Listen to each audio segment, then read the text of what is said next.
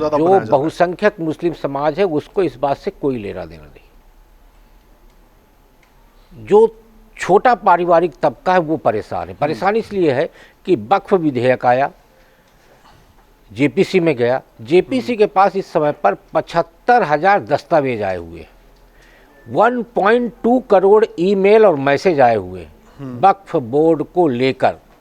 और सबसे महत्वपूर्ण विषय ये है कि पिछले 10 साल 15 साल में वक्फ की जो संपत्ति है उसका आकलन करिए और सच्चर कमेटी की रिपोर्ट देखिए। सच्चर कमेटी की रिपोर्ट कहती है कि इस देश का मुसलमान बहुत गरीब है। अब वक्फ बोर्ड अमीर होता चला गया। क्यों? कहाँ से आई ये प्रॉपर्टी? मुस्लिम समाज में आप जाके पता करेंगे तो बहुतेरा ऐसा परिवार भी मिलेगा जिसकी जमीन जबरदस्ती वक्फ बोर्ड ने हड़प ली है, वो भी दुखी है।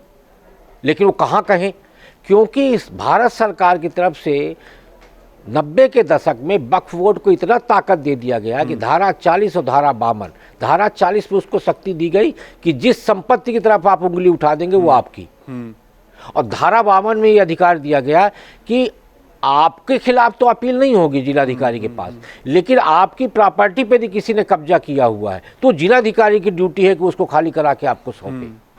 90 के दशक में एक और विधेयक लाया गया, पूजा स्थल विधेयक। उसमें हिंदुओं के सारे अधिकार छीन लिए गए कि अपने आप पुरातन स्थल की तरफ उंगली भी नहीं उठा सकते, देख भी नहीं सकते।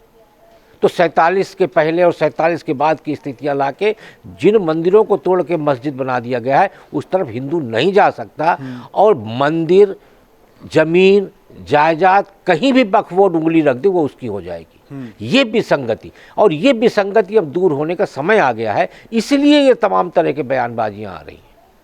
आप बहुसंख्यक यानी मुस्लिम समाज में जो बहुसंख्यक वर्ग है उसको इस बात से कोई लेना देना नहीं है।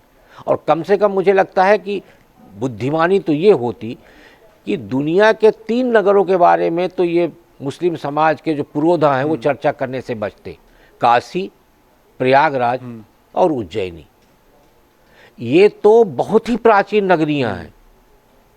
इस्लाम तो अभी 1000-1200 साल का है।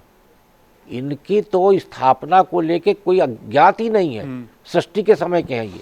और वहां वक्फ बोर्ड अपनी जमीन तलाश रहा। वो तो गनीमत है कि उन्होंने ये नहीं कहा कि गंगा को हमने अवतरित किया है, जब गंगा के तट स्थल पे वो अपना दावा कर रहे हैं।